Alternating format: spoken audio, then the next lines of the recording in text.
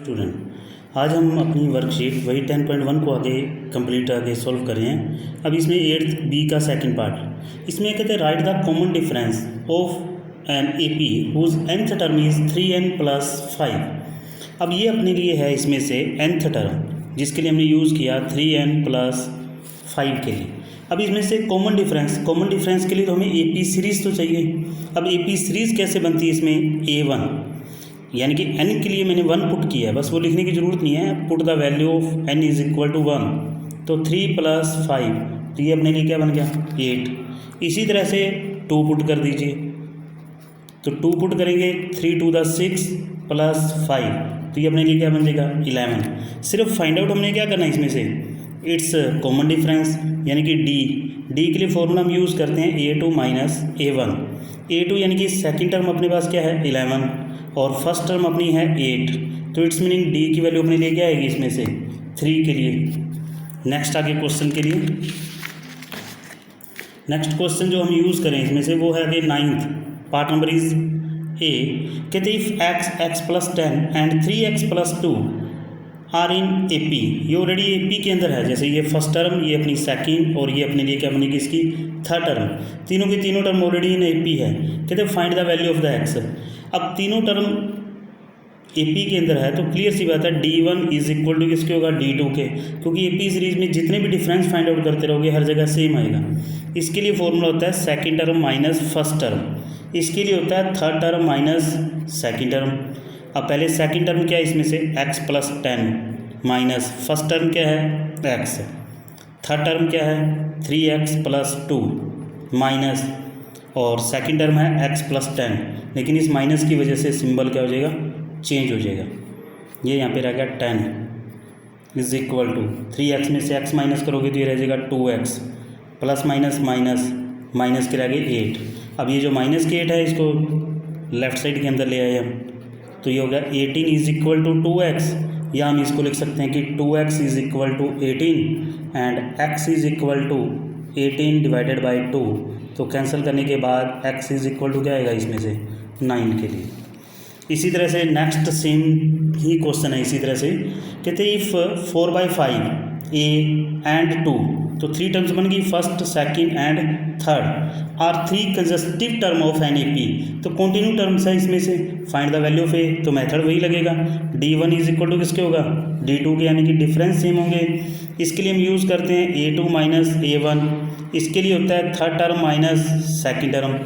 Second term इसमें से है a माइनस फर्स्ट टर्म क्या है 4/5, थर्ड टर्म है 2 माइनस सेकेंड टर्म क्या थी इसमें से a, माइनस के a को इधर ले आओ पॉजिटिव में हो जाएगा, तो 2 4/5 इधर आकर किसके हो जाएंगे पॉजिटिव में, तो a and a 2a। Now taking it's LCM is 5 × 2 = 10 plus 4 हो जाएगा ये, यानी कि 2a = 14/5, और a क्या बनेगा इसमें से 14/5, 2 इधर आकर डिवाइड में जाएगा तो इसके साथ कैंसिल कीजिए, यानी कि a क्या रह जाएगा 7/5, ये बनेगी आंसर बन जाएगा इसका। नेक्स्ट आगे क्वेश्चन हम यूज़ करें इसमें से सेम वही प्रोसीजर के अंदर क्वेश्चन चल रहे हैं। 10th का ए पार्ट है, इंपॉर्टेंट क्वेश्चन है, ये चीज़ ध्यान में रख लेना। फिर इसका बी भी इम्पोर्टेंट है। If 1/b + c 1/c + a and 1/a + b are in A P, ये 3 टर्म्स हैं already, first second and third are in A P, ये तो प्रूव दैट है, अपने आप आंसर आएगा, उस चीज़ की कोई टेंशन नहीं तुम्हें। तो D1 = किसके यूज़ करोगे D2 के, यानी कि second term minus first term, फिर इसी तरह से third term minus second term. अगर सेकंड टर्म की बात करते हैं तो 1/c + a minus 1/b + c = third term है इसमें 1/a + b minus 1/c + a। इसका एलसीएम अगर हम लेते हैं तो दोनों आ जाएंगे, c + a भी आ जाएगा और b + c भी आ जाएगा। नीचे से डिवाइड करोगे ये कैंसिल, b + c की मल्टीप्लाई 1 के साथ करो, फिर माइनस b + c से b + c कैंसिल हो जाएगा, c + a की मल्टीप्लाई 1 के साथ, लेकिन माइनस की वजह से सिंबल चेंज हो गए।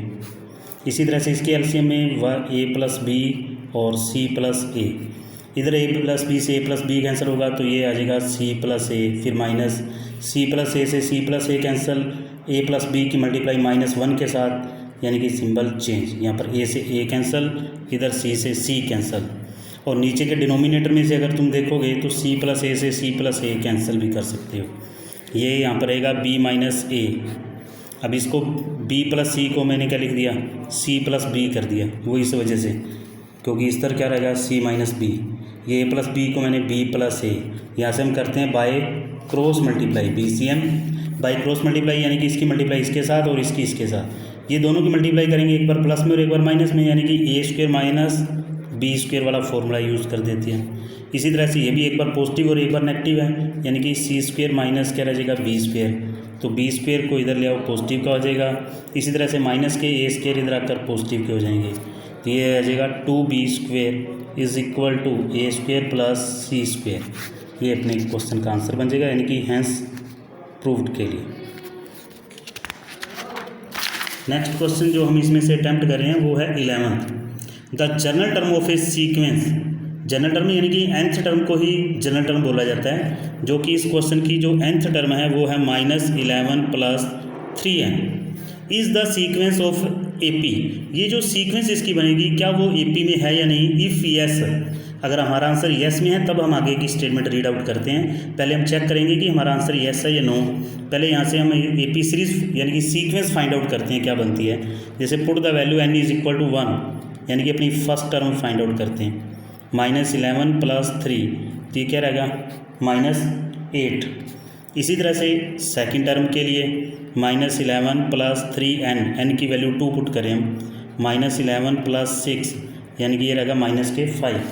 फिर हम थर्ड टर्म फाइंड आउट करें, -11 प्लस 3 इंटू 3 कर दिया मैंने, तो -11 प्लस 9, यानी कि आएगा -2 के लिए। तो जो सीक्वेंस हमारी बन रही है AP के अंदर, उसको भी अभी हम देख रहे हैं कि -8 फिर -5 फिर -2, इस तरह से फाइंड आउट होगी। क्या ये टर्म्स AP में हैं, यानी कि D फाइंड आउट करते हैं। जैसे D1 सेकेंड टर्म माइनस हम क्या करेंगे यहाँ पर first term, -5 minus first term अपनी है -8, तो -5 प्लस 8 बन गया ये, यानी कि D1 आ गया अपना 3। इसी तरह से D2 भी फाइंड आउट कर लीजिए, यानी कि third term minus second term, ये मैंने लिख दिया। तो थर्ड टर्म इसकी क्या है -2, फिर माइनस सेकेंड टर्म है -5, तो -2 माइनस माइनस प्लस के 5 बन गए, तो ये भी 3 आ रहा है, यानी कि D1 is equal to D2 आ रहा है। दोनों D इक्वल आ रहे हैं, थर्ड भी D इक्वल आएगा। Yes this term in AP, ये तो आ गया। अब स्टेटमेंट आगे रीड आउट फुल करते हैं हम। अभी हमने स्टेटमेंट भी फुल रीड आउट नहीं की थी। कहते इफ़ यस, हमारा आंसर ऑलरेडी यस में आ चुका है। Find its 11th term and the common difference. A का मीनिंग होता है अपनी फर्स्ट टर्म, फर्स्ट टर्म अपनी क्या आ रही थी -8। डी ऑलरेडी हम नीचे फाइंड आउट कर चुके हैं, डी हमारा क्या आ रहा है 3, और हमने फाइंड आउट करनी है इट्स 11th टर्म। 11th यानी कि n की वैल्यू 11, चाहे यहाँ पुट कर लो तो भी आपका आंसर आ जाएगा, चाहे आप इस तरह से फाइंड आउट कर लो, इसमें a प्लस 10d, कोई प्रॉब्लम वाली बात नहीं है। तो a की वैल्यू है -8 प्लस 10, d की वैल्यू क्या है इसमें से 3 के लिए, यानी कि -8 प्लस 10 3 दा 30। इसी तरह से 11th टर्म जो है वो अपने लिए क्या आ जाएगी 22 के लिए। तो इस क्वेश्चन का ये आंसर बन जाएगा इसमें से। तो नेक्स्ट आगे हम क्वेश्चन के लिए जो यूज़ कर रहे हैं वो इसमें से अपना 10th का B पार्ट, ये भी इम्पोर्टेंट क्वेश्चन है, थोड़ा सा कन्फ्यूज़न में है और कुछ नहीं है। इफ़ A और ये सेकंड टर्म होगी एंड B ये अपनी थर्ड टर्म, ये अपने लिए फर्स्ट टर्म का काम करेगी, ये सेकंड टर्म है और ये अपने लिए third term. Already in AP है, A not equal to B, A और B इक्वल नहीं है। Find the value of n की वैल्यू फाइंड आउट करनी है। तो क्लियर सी बात है, हम क्या करेंगे D1 इज इक्वल टू किसके यूज़ करोगे D2 के, यानी कि कॉमन डिफरेंस तो अपने सेम रहेंगे, जिसके लिए हमने यूज़ किया second term minus first term is equal to third term minus second term. तो सेकंड टर्म अपने पास है a its power is n plus b its power is n divided by a its power is n-1 plus b its power is n-1, और first term अपने पास है a और third term अपनी है b minus a its power is n plus b its power is n divided by a की power n-1 plus b की power n-1। अब माइनस कर रहे हैं तो नो टेकिंग इट्स एलसीएम, इसके एलसीएम के लिए ये आ जाएगा इधर से डिवाइड करोगे ये कैंसिल हो जाएगा, 1 से मल्टीप्लाई करने पर इसमें कोई फ़र्क नहीं पड़ेगा। फिर माइनस, इसके बाई में 1 है, 1 से ये रहेगा, इसकी मल्टीप्लाई ए के साथ इसकी भी करोगे और इसकी भी। जब इसके साथ मल्टीप्लाई करते हो देखिए, ए की मल्टीप्लाई किसके साथ करें हम, इसके साथ, तो दोनों का बेस सेम है, तो इट्स मीनिंग पावर्स क्या हो जाएंगी, ऐड हो जाएंगी। 1 + n-1 यानी कि क्या बचेगा, ए की पावर n, यानी कि इसकी और इसकी मल्टीप्लाई करोगे तो आप क्या लिख सकते हो, ए की पावर n, फिर प्लस माइनस माइनस, इसके साथ मल्टीप्लाई करोगे तो ये रहेगा। अब इसी तरह से इसका भी एलसीएम लीजिए, इसकी एलसीएम के लिए भी यही सेम चीज़ आएगी, प्लस बी, अब पहले इसके साथ मल्टीप्लाई करोगे तो ए की पावर n-1 इंटू बी, फिर प्लस बी की पावर n हो जाएगा क्योंकि बी से मल्टीप्लाई करोगे इसकी, फिर माइनस की वजह से इसके सिंबल चेंज कर दीजिए। इधर बी की पावर n एक पॉजिटिव और एक नेगेटिव, ये कैंसिल हो रहा है, तो इधर ए की पावर n कैंसिल होगा, नीचे के डिनोमिनेटर ऑलरेडी दोनों के सेम है, ये कैंसिल हो जाएंगे।